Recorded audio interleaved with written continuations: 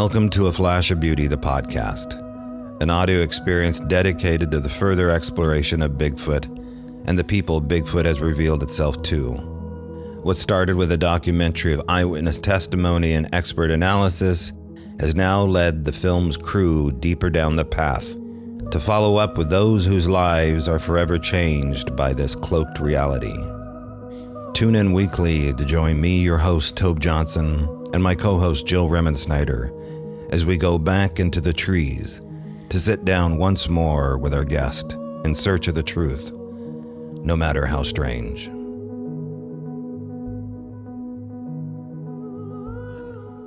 Hello, Jill Remensnyder. Hi, Tobe Johnson. Hey.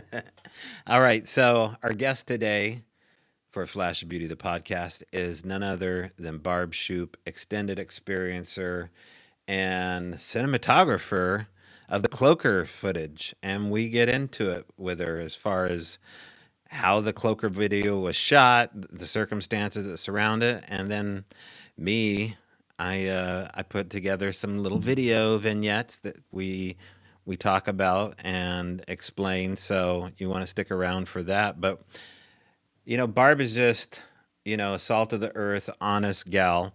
Lived in a small town pretty much her entire life, knows everybody, and we ask her about whether or not people around her know about the phenomena, and we get into some really interesting details with her beyond that. Yeah, she also, when we spoke with her, she kind of sets the foundation of her encounters and her experiences, and I thought that was really important too, because it wasn't like this was just like since childhood type thing. Mm-hmm. She made the comment that she became aware that they had been watching her much longer than she was aware of when she became Yeah. aware of them. For a long period of time too, which is fascinating. Why would that be? You would think that they would introduce themselves fairly quickly, maybe. I don't know. It's a strange subject, and they're curious individuals, we'll say. So I think it's a great interview. I look forward to share it with people. So without further ado, our interview with extended experiencer Barb Shupe. Well, in the lower quadrant of my camera angle here is our next guest, Barbara Shupe. You'll recognize her, of course, from A Flash of Beauty, Bigfoot Revealed, and A Flash of Beauty, Paranormal Bigfoot in particular. Hello, Barb Shupe. Hi. You are in your cabin where we did a lot of the shooting, the mainstay is shooting, and this is your home away from home? It is, yep. I prefer to spend most of my time here. Yeah, I could see why. I mean, you live like in the little Norman Rockwell town. We won't say where that is, but underneath Mount Rainier, if you can kind of imagine just any really beautiful oil painting and a little cabin, happy little trees, happy little river, happy Yeah. little Barb.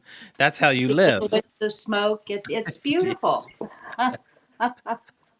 Yeah.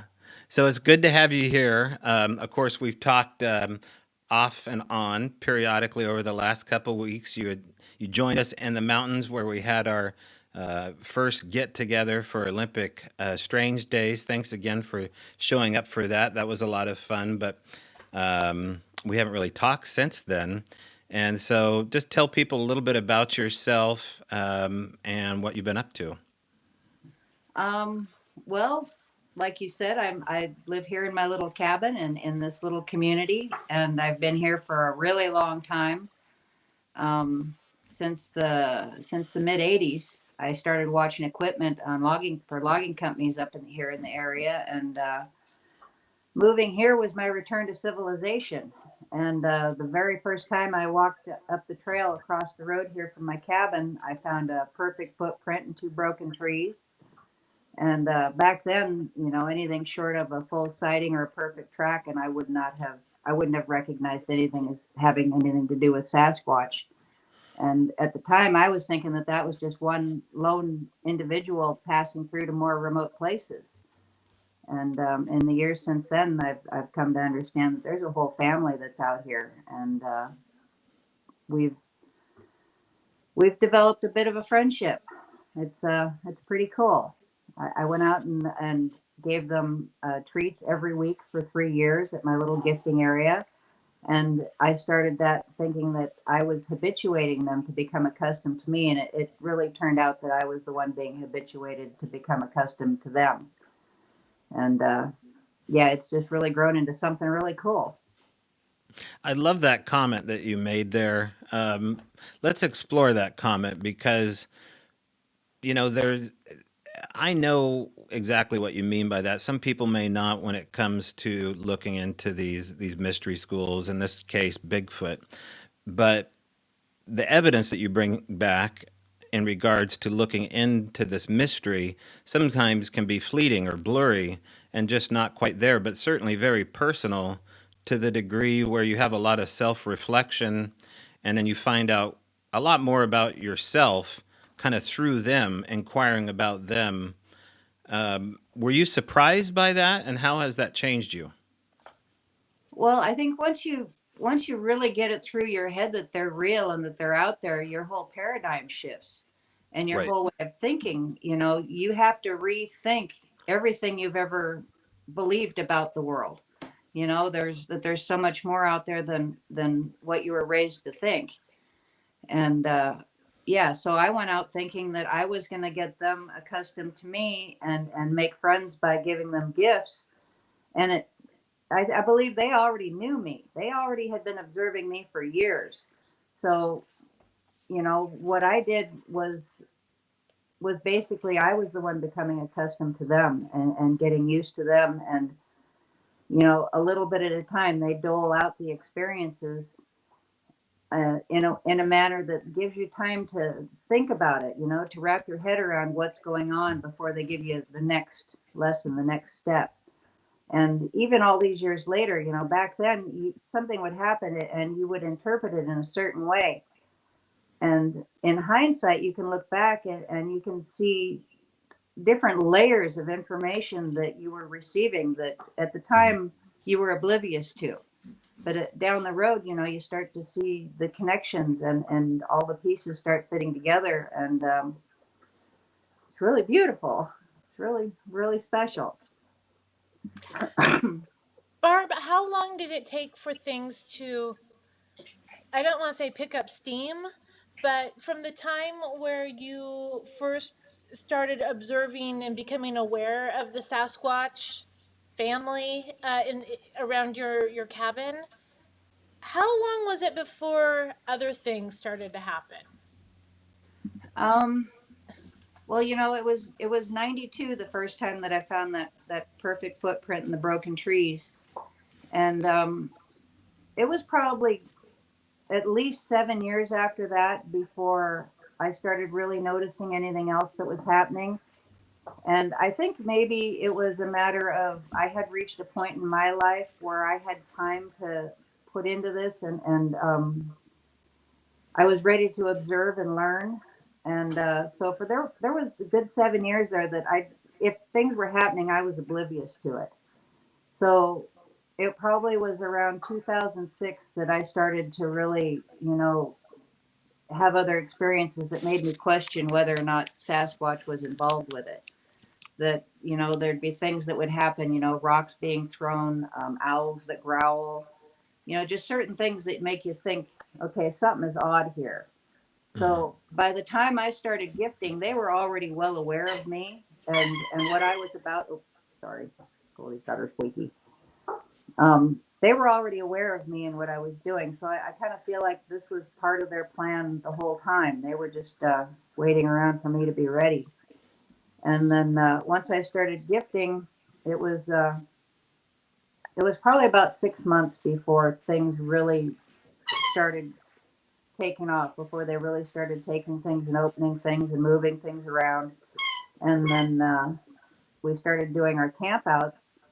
And like I said, I feel like this is all part of their plan because it's like the things that we planned on doing. We're all excited. We're going to go to this place. We're going to camp there. We're going to try these experiments. We're going to look for this stuff.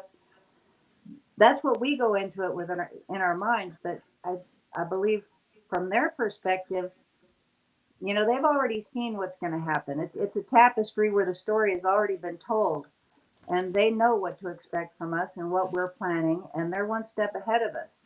So all the lessons that are going to be laid out in what's coming is already right there and part of the plan. And so we probably did the campouts for maybe 5 years, where we had a lot of great experiences where things were really, really awesome. But it probably wasn't until about 2002 that I feel like we really made the connection to the point where they're interacting with us on a regular basis.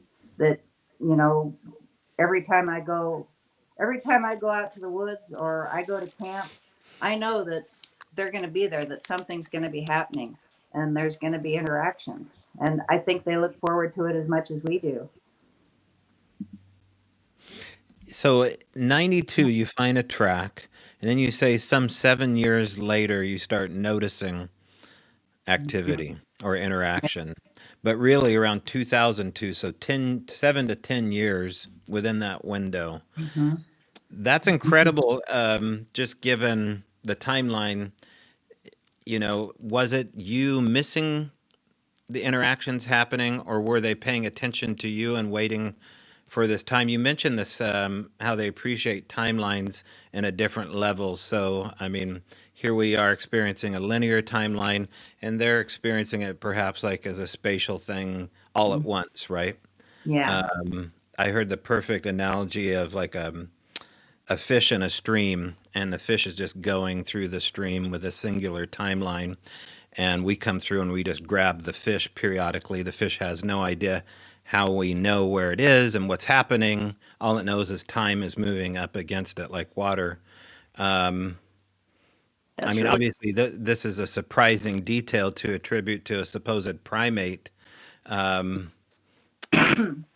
Well, let's jump forward a little bit here, and we'll jump back. Given 92 to finding the track to where you are now, 2020 24, what do you where were you in 2002 as far as the interactions you were having to where you are in 2024 as to what we're dealing with? Oh, you mean 2022 to 2024? Yes. Um, I think in 2022 is when we went to the Blues. We went to a different area for the first time. We'd been going over there every year for since 2015, and Hmm. we went to a different place this time. And we started reading stories from that location that were things that were documented from decades ago. And we had a book, Bigfoot of the Blues. And reading chapters from that book, we discovered that they were coming in and listening to these stories. So, when you talk to people about Sasquatch and you say you should talk to them, well, nobody ever says what it is you should say to them. And we discovered that they really enjoy hearing stories about themselves. So that's something that we started doing, not just there, but every camp out since then. Like we'd go to places here in Greenwater, and I'd go onto the BFRO website and find local stories from that specific area and print them out. And then we'd sit and read them around the campfire.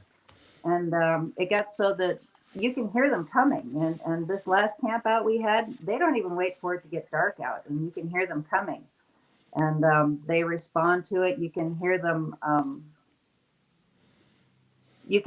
when something funny happens. You can hear them when somebody gets up and becomes animated. They become animated. Um, and the one thing that I think personally is most impressive is they like to be acknowledged as heroes. When they've done something that has saved the day, um, there's a big reaction to that when we talk about it. So, you know, they got their egos too, I guess. That's shocking. I mean, that makes perfect sense, right? I mean, if we're talking about a type of people, but that talks that speaks to the kind of efforts that you've noticed what's happening. Um, so one of the Well, let's talk a brief. It always comes back to Henry Franzoni, right? Like Henry Franzoni says in the Tillamook Forest um, that Sasquatch was laughing at his version of quantum physics, and they thought it was hysterical. He heard them in the brush laughing, and now he assumed it was because he got it wrong. That was the way that he took the laughter. Has there been any um, evidence or any experience along the way that you can think of, Barb, where they've kind of put you in your place with, you thought maybe this was happening and they kind of let you know, and like, no, this is the way we do it? Um, Not really. There was one experience. One of the first times that I realized that they like to be acknowledged for their efforts. We had a camp out this last year where I don't know if you know Ralph, but Ralph is a great storyteller, and we invite the Sasquatch to come and listen to Ralph tell his stories. And he had told one of Mel's stories about a bad bear that had been causing problems and needed to be taken care of. Mm-hmm. And this group had gone out and were going to dispose of this bear. When they came across the bear along the trail on the way out there, they weren't prepared, and they wound up being chased up a bank by this bear. And they're kind of they're stuck now. They're trying to figure out how to deal with this bear. And the Sasquatch man comes out of the woods and fights the bear, and puts his arm around the bear's neck and breaks the bear's neck, and then throws the bear over his shoulder and walks away. Well, then when it got to that part of the story, both Lee and I were sitting side by side, and we both went, "Oh, poor bear!" And yeah, I got zapped with the stink when I said that. It was I got the poopy smell, so it was like, "Oh, okay, sorry, I get it. You are a hero, bad bear." Right, yeah. Watch. You big sexy Sasquatch, way to go. Yeah. So that was, I think, the first time that, or really the only time that I felt like I got it wrong and they let me know. Mm-hmm. So, Barb, how long did it take on your camping trips? I mean, it seems like it's kind of an evolution of the first camping trip to current. What was the learning curve for that? I mean, were you just going out hoping for the best, and as things happened, you just you built on that yeah, as you went pretty along? much. The very first camp out, we didn't really expect anything was going to happen. I think there were six of us, and we spent pretty much all day and all night out hiking around. And I think in that time we heard one wood knock. It wasn't until we were back at camp that we were having experiences just right there where we were at. And that was really awesome. We were really excited. We had whistles and some interaction with some glow sticks, and that was really cool. And then the second camp out was when the Cloaker event happened. So in the hours before the Cloaker event, I was worried, thinking, here people have traveled here from, different states just to come and camp with us. I can't guarantee anything is going to happen. I don't know what kind of an experience they're going to go home with, but I hope for the best. And then here the Cloaker event happened.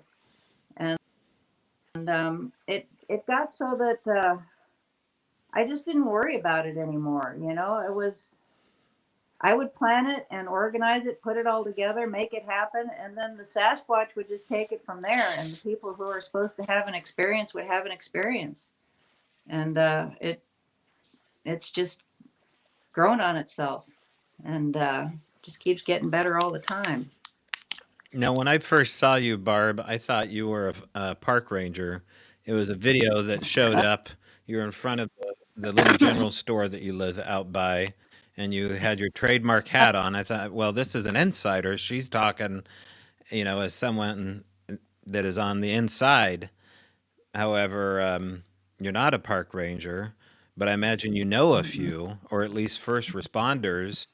Um, is there any evidence uh, that they know more than they're allowed to say, and have they talked to you in confidence? Well, one the game warden that used to be up here told me one time, he's since retired. And I showed him some pictures of tracks once, and he said that he knew that they were real. He said that he had had 3 firsthand experiences and that he had nothing else to say on the matter. And that was it. That was as far as he was going to go. But you know that there's that show that's on where they got the game wardens that are going around doing stuff, and they were in Washington for a while, and those guys would come into the store pretty regularly. And it was back when they were having the $1 million Bigfoot bounty. I had heard just the rumor that there was going to be $1 million offered for proof of Bigfoot, and the two of the game wardens had come into the store and were just at the counter buying their stuff. And I said, "So, did you hear there's $1 million offered for proof of Sasquatch?" And neither one of them said anything to me. They just looked at each other, made their purchase, and as they were walking out the door hadn't closed yet. And they looked at each other, and the one said to the other, "On your own time, on your own time." So I know they know. So, and when we were in the Blues, we had one of the rangers stop by one time and told us about, he showed us some tracks that he had found. And of course, his buddy wasn't into it at all, but the one was. And I mean, we should remind people that aren't on the inside here that are catching up with all of the nerdy Sasquatch details and the history of the phenomena. The Blues are best known as the Paul Freeman footage, right? This is where we see this infamous, really the only other really clear color footage of an individual walking fairly close to Paul Freeman, right? And there were some tracks found in proximity to that particular video. Is that right? Yeah. Yeah, I think he had several experiences over there, but that one piece of footage, I think, is where his fame came from.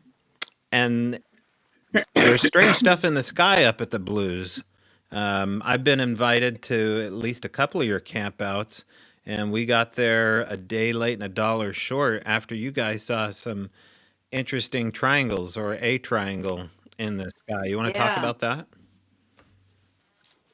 Yeah, so it was probably an hour or two before dark. It was later in the day, but I mean it was still clear blue skies. It wasn't dusk or anything. And just sitting there, and I looked up just at the right time to see this big burst of white light in the sky. And I said something, "Hey, did anybody else see that big burst of white light?" And then I heard a voice say, "No, but look at the triangle ship over here." So I looked over that way, and yeah, there's this big triangle Yeah. ship, and it's way up there. And then there's like this little peanut of a light that was following it, just pacing it perfectly. And we watched it for quite a while. It went from one side of the sky to the other, and yeah, that was really cool. Yeah. Yeah. So, do you think there's a connection? I don't know, Rob was there. Rob, was in the military, and he said that this was probably one of ours, something that had been built based off of things down at Area 59, or yeah, that things that had been taken and made useful for our government. But I've seen other things too. Like what I Mhm. saw there at the Olympic Strange Days a few weeks ago. That was not anything that had wings or should be flying. The triangle ship doesn't have wings, and it shows no. You can't look at it and go, why is that up there? Oh, because it's flying like a plane. It's not. It's just there, and it doesn't look like a plane. It's just a triangle in a sky that's moving. What I saw a couple of weeks ago was just a big ball, and it also had no wings, but it was more orb like. Yeah, and it was still daylight out. We should remind people that Hmm. the triangle. Did you see at night? It No, was it was daylight as daylight. It well. was like. Okay. Hmm. Interesting. And I thought I remembered a detail, and maybe it was a different individual. Were there fighter jets escorting that or helicopters trailing it? Well, it was just that one little light that was following it. It was so far up in the sky that you couldn't really make out what it was that was Okay. following it, other than it was bright. It had a light Okay. on it. There was nothing flashing.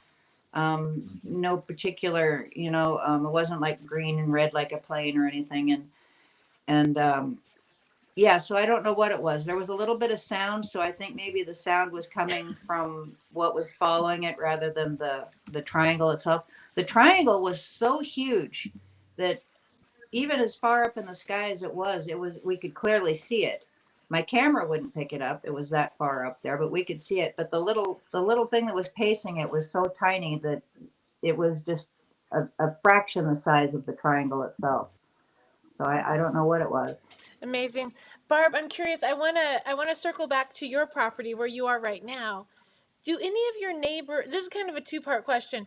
Do any of your neighbors experience what you experience, or are you kind of on your own island with all this? And the second part, I just want to throw this out really quick, is the people attending your campouts, are they taking experiences home, whereas they weren't having experiences before?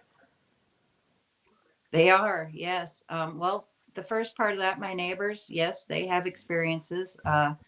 The couple that lives right next door to me here, when they first got married, they lived in this cabin, and he actually built the bedroom on that's here, and so they've been next door here since the 70s, and they have experiences. They've heard things. They put some daisies in her flower bed this last summer, and she doesn't have any daisies. They'd had some picked ones that they put in her flower bed. So yeah, they have experiences, and other people around the community have come to me with reports about their experiences. And where Goldie was born, when she was a puppy, she was kind of a little miracle herself. And in the 7 weeks that those puppies were there in that cabin, they had sightings all around. This was just downriver here. And every night they had rocks thrown at their roof. And so the Sasquatches were around a lot then. And when it comes to the people that come to the campouts, there's a lot of the folks are already having their own experiences when they come. But the ones that don't tend to go home, and they'll have a glyph waiting for them on their porch or the sidewalk in front of their house, or they'll start getting footsteps, they'll start seeing orbs, they'll hear voices, they'll they'll have activity that starts picking up around them. And it'll come and go with them. They can start, they develop their own friendships with the Sasquatch in their areas, so that when they come back again, I think that comes with them. And yeah.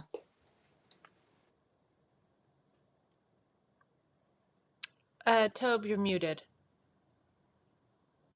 And we'll do an edit point there. So let's get into let's get into some of this cloaker business because man, I think I was in Ocean Shores, Washington. I know I was at Ocean Shores, Washington, and you had a little TV playing. I didn't know you from Adam, and I just saw this amazing image of what looked like liquid in the background. It kind of reminded me of quicksilver, if you break open a thermometer or something like that, but very liquid like. And it appeared to be foliage in the background. So there's the foreground, there's branches, there's moss, there's the Pacific Northwest in the foreground, but behind it was this amazing footage that my eyes were having trouble. I couldn't debunk it. And so everyone sees something a little bit different in this footage that you shot. But one thing's for sure, Barb, is that no one has debunked this footage. And it is still a mystery. And that's why it had to be in this documentary. I know Brett, when he first saw it, said, "You think she'll let me put it in the documentary?" And I was just like, "I don't know. I mean, Barbara's pretty nasty. She won't do No. it." Yeah, I mean, Well, as respectful as you yeah, guys are, there's no way I can say yeah. no. No, I Thank mean, it was just, you. it had to be done. I mean, we had to try to put it in there, and it's leading to some really interesting areas, which we'll talk about in 2025. I think you know what I'm talking about, but um, let's talk a little bit about this footage and what you saw. Just give us the Cliff Notes version of what you saw compared to what your camera was, and remind people of what the camera was that you were shooting with. Okay. Back then I had just an iPod 4 with minimal storage, and it was just something that I had gotten for a Christmas present. It was basically my first computer, and I had a cover for it that I had cut a hole in the back so that I could put it over at the end of my walking stick, and I would just carry it with me, and it was recording. I had such limited storage that I would record for 5 minutes, and then I would stop, and if nothing had happened, I would delete and then turn it back on and record for 5 minutes. And I wasn't really aiming it at anything. I wasn't, consciously aware of anything that I was recording. It was just kind of a just in case type of thing. And we had it was the, sorry, dog's picking on the cat. Um, it was the first day of the camp out, and I was just going to take people out and show them some stick structures, some broken trees and things. And we went up there. There were 9 of us, and a few people went on ahead up the trail and just sat where there were some logs beside the trail because they'd already been to this one particular broken tree I was going to talk about. And then everybody else just kind of followed me off the trail, and we looped around to this one spot. And the tree itself was interesting because it was suspended on either end. It had broken, but either end was up in the air, just kind of hanging on twigs, and the middle had like been broken. It was cracked in half, and it was like weird. How did this tree get broken in the middle, this big heavy tree, when either end of it is up in the air, supported on basically twigs?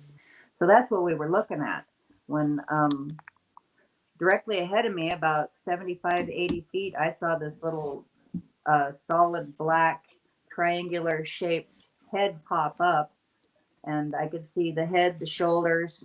There was no neck. It's like the shoulders are way up here, so it makes this triangular shape. So it popped up. It was facing away from me, and it took off running. And it was all arms and legs and hair, and it was out of view for a second. And went the tree that was right there blocked the view. And then Sam, she was kind of standing off the side. She stepped in front of me, so I didn't really see where it went.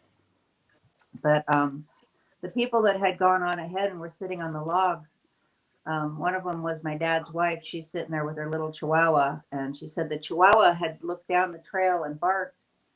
And see, at that point, I didn't know if it had gone over the trail or it had stopped. I didn't know where it had gone.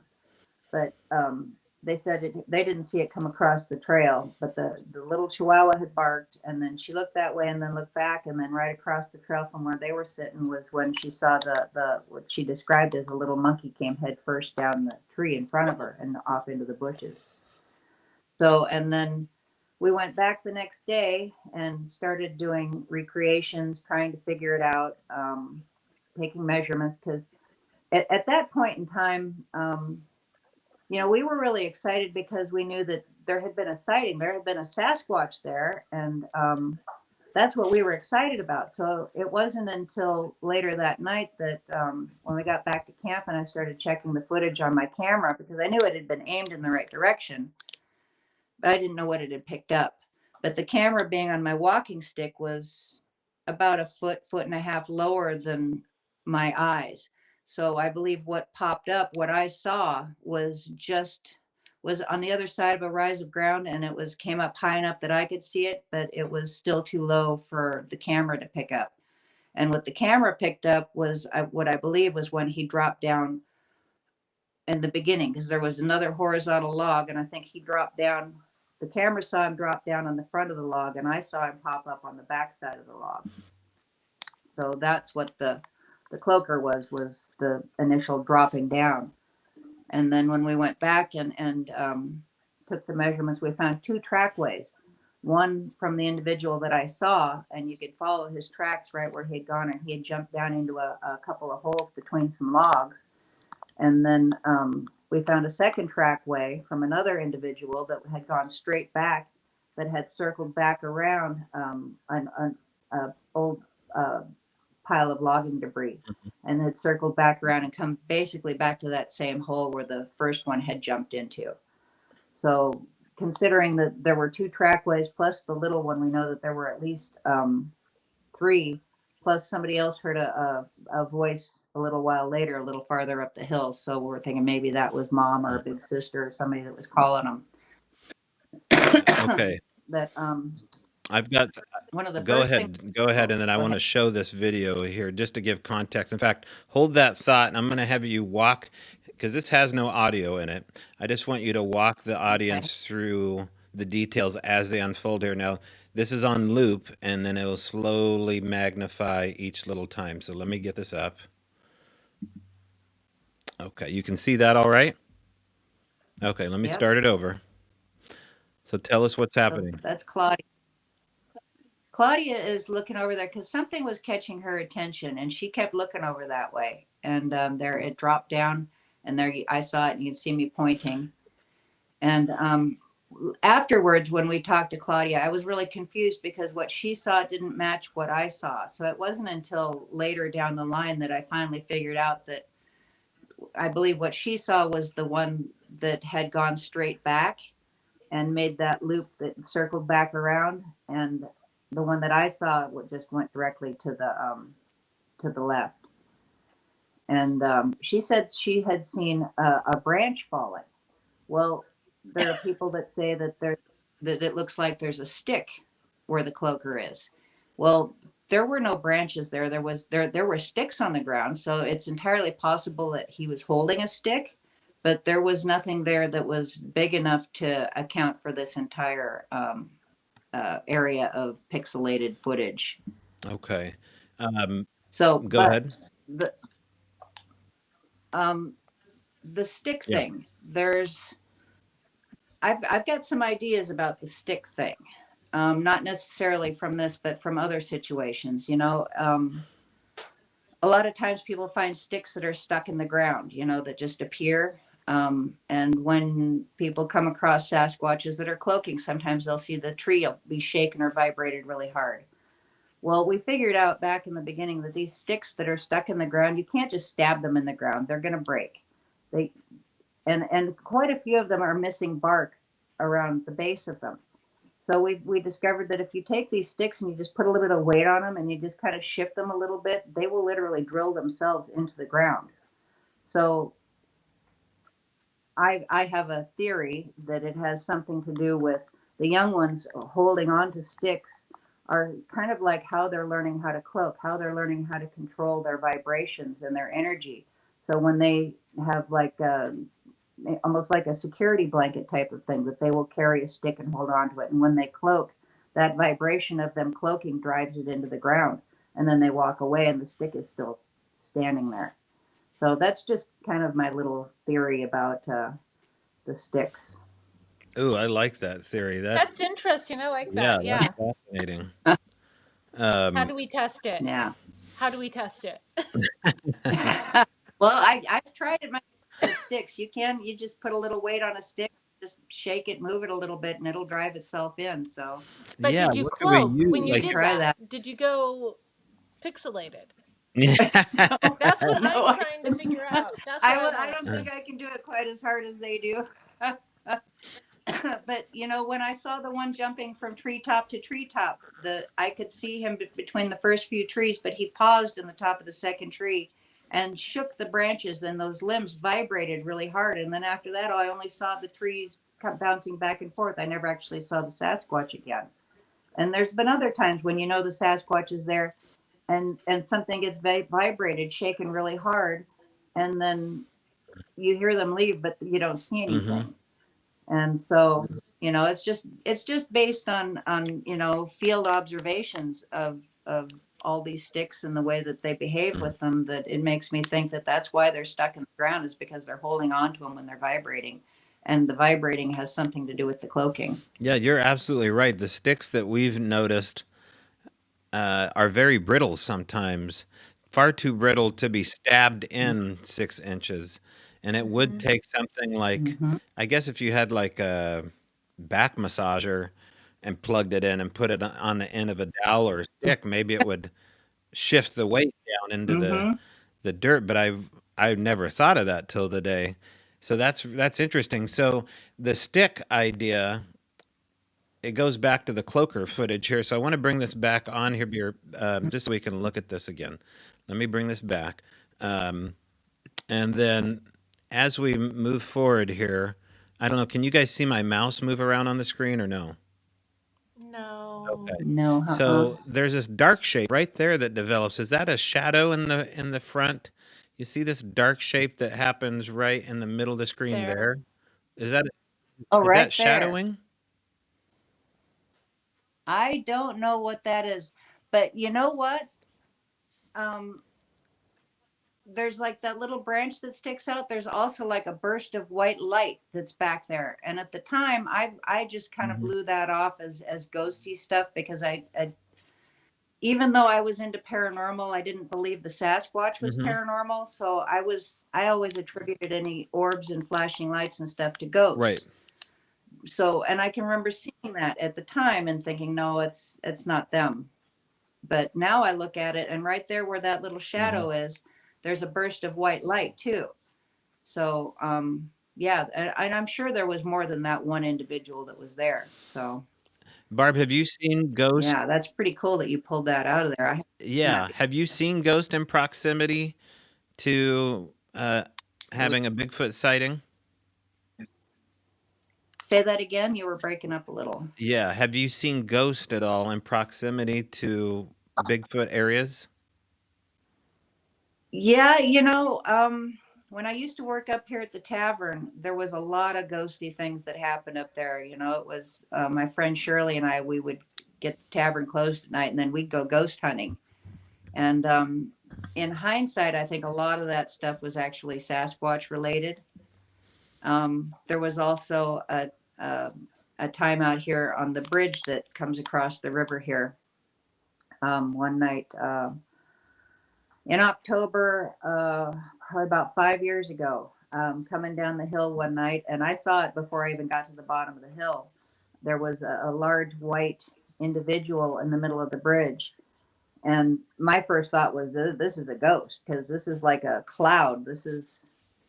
It's transparent. I mean, it was solid enough that I could see that it was solid white, but it was transparent like a cloud. And Mhm. it was in the middle of the bridge, and it turned and it started walking away, and it was kind of hunched over, like if somebody was walking against the storm, kind of like this, and maybe like with a hoodie, all hunched over. And that's the image that I had of it walking away. And I was thinking, okay, this is a ghost. But then since then, after that, I had a few dreams and I had a few conversations with people that it makes me think that that was just a different stage of cloaking that I was seeing. Mm. Um, yeah. So, but that's just another one of my theories. I don't really know that for a fact. I think that checks out.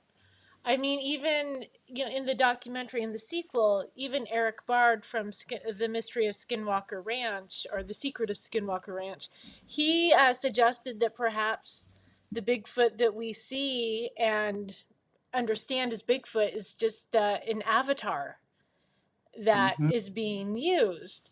And other people talk about, I mean, the shape shifting, the deers shape Hmm. shifting into Bigfoot, and other sightings. Rick Taylor talked about, having seen a ghost like female Right. out at Arla Williams' property Mhm. prior to his sighting. So Was it solid white like that? I want to say it was white. I want, and Mhm. actually, I'd have to go back and listen to his interview, and I don't. I'll be honest, I don't remember if it's in the interview or if it was a discussion we had off camera. But he initially thought it was one of the women attending the drum making um, circle that Arlo was hosting. But Mhm. then they weren't responding, and then I don't know if they just disappeared or dissipated or what. Mhm. But in Arla, even Arla noted that there is a ghost that's been Wow. seen. Mhm. Wow. Yeah, there seems to be a connection, um, and I thought maybe you'd have the scoop on that, just given where you've worked. Again, I don't want to say the name of the town you are, but the bar that you worked at is a known hotspot for the supernatural. It has all the Mhm. trappings of one of the coolest old haunted bars you probably ever will see. And But there's a lot of also, weird stuff happens there. yeah, you got a giant Sasquatch statue out Yeah. front too, correct? So, I mean, the Yep. whole town has like an appreciation for Bigfoot. You drive through it, and there's like at least two giant carved statues. Yeah. Right across the highway from each other. Yeah, Yeah. yeah. It's one of my favorite places to go, especially during the summer. When the winter comes, what is the activity like for you? Do things chill out? Um, Not really. It doesn't really change that much. I still have activity here. Um, there's maybe a few weeks will go by at a time, maybe up to a month, that everything will be quiet and I won't notice anything, and then all of a sudden, there'll be like something slaps the cabin, or there'll be an orb, or there'll be a vocal, or there'll be some weird tracks out in the snow. Um, yeah, it's pretty much year round here. It doesn't stop for anything. I have a question. What of all of your experiences, which one, aside from the cloaker moment, because that's huge, but what experience or interaction has had the most profound effect on you? Like, really was a game changer? Um, well, yeah, the cloaker one was a big eye opener. Uh, it's hard to say. There's been so many things. Um, I think maybe when Gabby passed away and they decorated the bridge out here, when we had decorated the yard to have a little memorial gathering for her, and then within a few days, I discovered that the bridge right out here that goes over the creek that flows past the cabin, that they had taken the leaves just like we did, the fall vegetation, the bright colors, and had decorated the signposts on the bridge to the point where they had even pinched the sheet metal around the stem of a big leaf maple.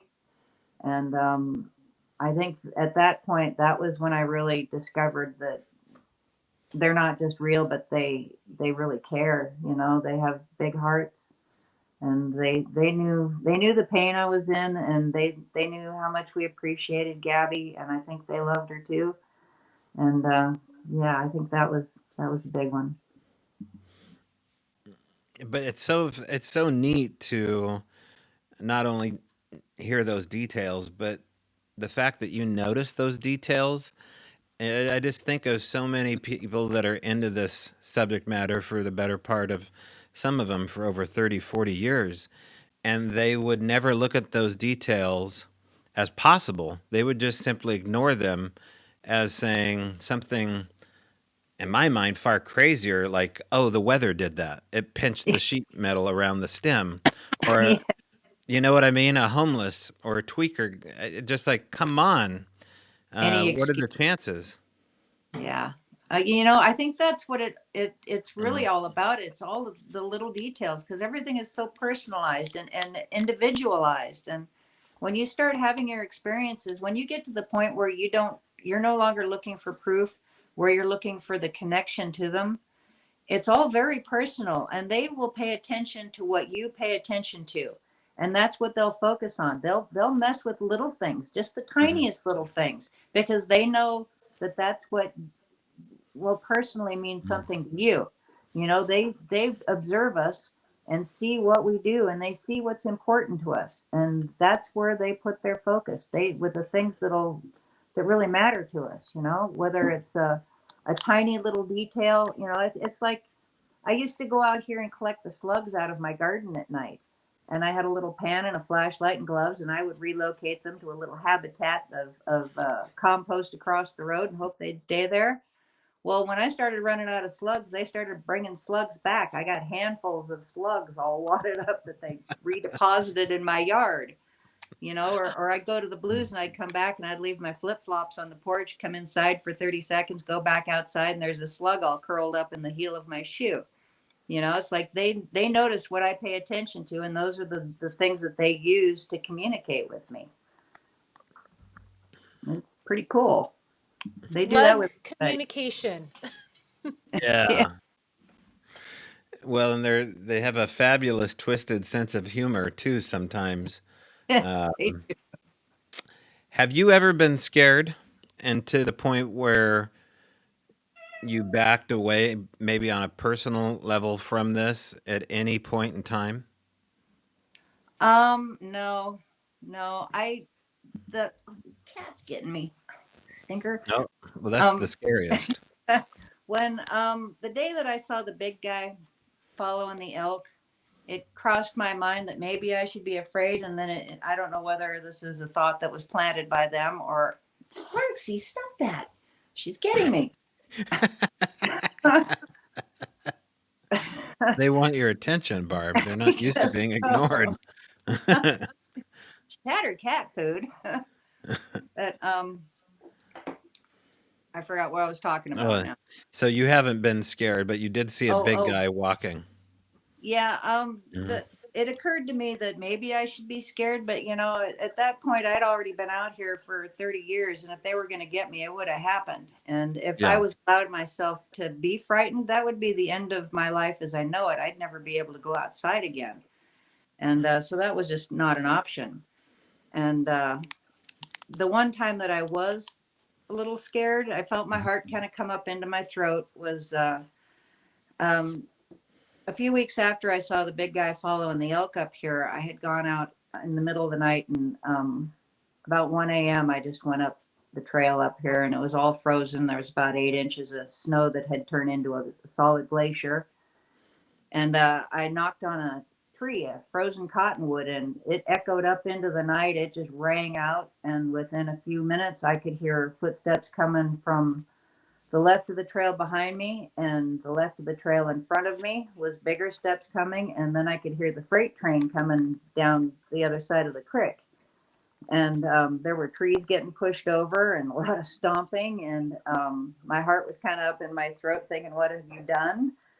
And he stopped right across the creek from me, and I couldn't see anything, but I could hear him over there just stomping and breaking sticks, and there was still just a lot of noise, and I had no idea what to do. So brilliant me, I smacked the tree again, which just kind of got him all riled up even more. And so I just collected my camera and headed back to the cabin. And then the next day I went out and I found his trackway through the snow coming down where the tree he'd pushed the trees over. And when he had stopped across the creek, he had peed there. And there was a patch of yellow snow that was about 6 feet across with a big brown pit in the middle of it. And then I could follow his tracks from there all the way back to the cabin. He had followed me back here. So I didn't knock on trees anymore after that. About a year went by, and I thought to myself one night, what's it going to hurt just to try it again? So I went up the trail and I knocked on a tree. And this time the tree wasn't frozen, so it didn't really ring out into the night. And then I just kind of sat there for about a half an hour, and absolutely nothing happened. And then the next morning, I went up the trail, and the tree that I had knocked on had been pushed down over the trail. So that was the last time I knocked on trees. I mean, so if anything, these things, uh, these beings, these people, they look out for you. I mean, if you are in harm's way, is it of your opinion that they're watching out for you right now? It is. So, back in June, a tree fell on my cabin. And having lived my whole life in the woods and from back in the days when I was watching equipment, I have fears of trees falling. You know, I I don't have a lot of nightmares about things, but when I do, I have nightmares about trees falling. So when that tree fell in the cabin, I was asleep. And when I woke up, I was already sitting upright looking at Goldie, and she was looking at me. And the first thought that went through my head, which I suspect was placed in my head, was don't run because you'll just run under the tree. So I sat there, and I mean, it's dark out, and I just woke up, and I already know there's a tree coming down. I know where the tree is, I know where the tree is going to land. I know not to run. And yeah, I'm pretty sure they caught the tree because I mean, my little 100-year-old shack here has no foundation or anything. And the only damage that was done was to the tree. There was not even a shingle damaged on the cabin, nothing. And a few months went by, and we had a little gathering here at the cabin where you met Penny. She was here, and we were sitting out here by the propane fire pit and talking about what had happened that when the tree fell.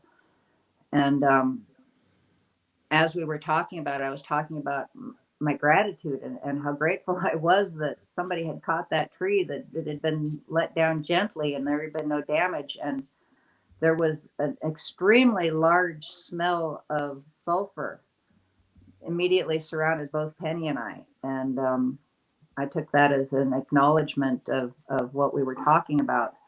It happens quite often when we're out here in the yard that they acknowledge what we're talking about.